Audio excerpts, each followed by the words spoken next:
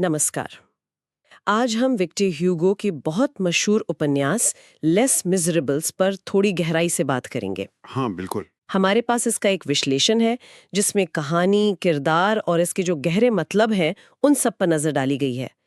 देखिए, ये उपन्यास काफी बड़ा है, तो हमारी कोशिश रहेगी कि इसकी सबसे जरूरी बातें सामने रखें, मतलब बिना ज्यादा उलझे हुए। सही है। ये किताब 1862 में आई थी और कहानी का माहौल है 19वीं सदी का फ्रांस, वो भी क्रांति के बाद वाला, जब काफी उथल-पुथल थी। बिल्कुल सही कहा। और देखिए, ह्यूगो का इरादा सिर्फ एक कहानी सुनाना भर नहीं था। अच्छा। हाँ, वो असल में उस वक्त के फ्रांस के अन्याय को दिखाना चाहते थे। जैसे गरीबी थी, सजा का जो सिस्टम था वो बहुत कठोर था, और अमीर-गरीब का फर्क। ये उपन्यास आप कह सकते हैं इंसान की तकलीफ, फिर उससे छुटकारे और प्यार की तलाश की एक तरह की यात्रा है। तो फिर चलिए थोड़ा और समझते हैं इसे। कहानी की शुरुआत होती है जीन वॉल्जीन से, हाँ, जीन वॉल्जीन। जिसे सिर्फ एक रोटी चुराने की वजह से मतलब 19 साल जेल में बिताने पड़ते हैं, और जब वो रिहा होता है तो समाज उसे अपनाने को तैयार नहीं। हाँ, ये बहुत अहम हिस्सा है। लेकिन फिर बिशप मारियल की दयालुता उसे एक नई राह दिखाती है। वो उसे पूरी तरह बदल देती है। अच्छा। यहीं से वल्जीन की नई जिंदगी शुरू होती है। वो अपनी पहचान बदल लेता है, मॉन्सियर मैडलेन बन जाता है, एक कामयाब फैक्ट्री मालिक, यहाँ तक कि मेयर भी। और इसी दौरान उसकी मुलाकात फैंटीन से होती है। हाँ, फैंटीन से। फैंटीन की कहानी तो वाकई दिल दुखाने वाली है। अपनी बेटी को सेट को पालने के लिए उसे क्या-क्या नहीं करना पड़ता। मतलब हालात उसे वेश्यावृत्ति तक ले जाते हैं। बहुत दुखद है। वल्जीन उससे मदद का वादा करता है, कोसेट का ख्याल रखने का, पर अफसोस फैंटीन बच नहीं पाती। और इन सब के बीच वो इंस्पेक्टर जावेर, हाँ, जावेर। वो तो लगातार वल्जीन के पीछे ही पड़ा रहता है। बिल्कुल। जावेर जो है वो कानून के अटूट पालन का प्रतीक है। उसके लिए नियम ही सब कुछ हैं। दया या हालात की कोई गुंजाइश नहीं है। दूसरी तरफ वॉल्जीन अपना वादा निभाता है।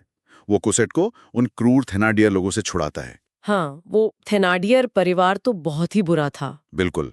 और वो कोसेट को पेरिस ले जाकर अपनी बेटी की तरह पालता है। फिर कहानी आगे बढ़ती है, कोसेट बड़ी होती है हाँ, और मारियस पोंटामर्सी नाम के एक युवा क्रांतिकारी से मिलती है।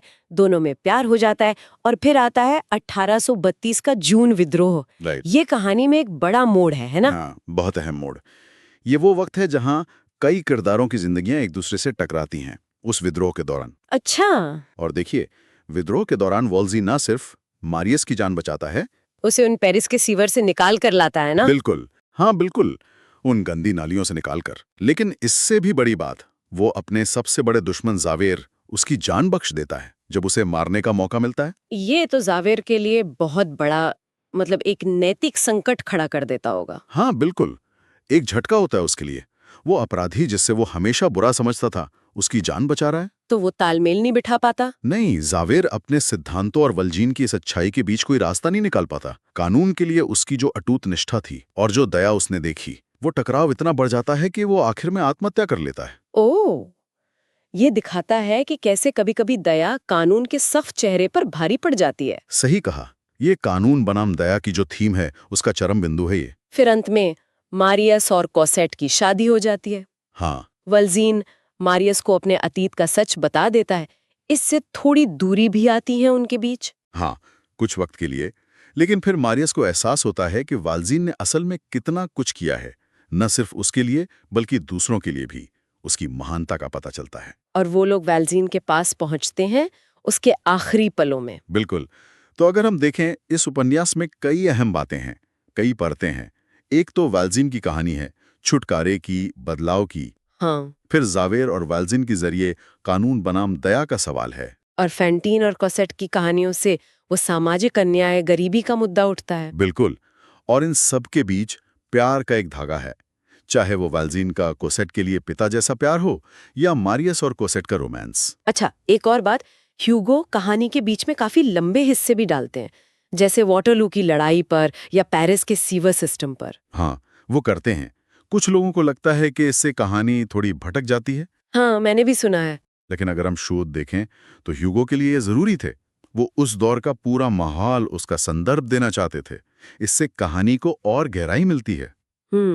यानी ये सिर्फ किरदारों की कहानी नहीं, बल्कि उस पूरे समाज और उस वक्त का एक चित्र है। बिल्कुल सही।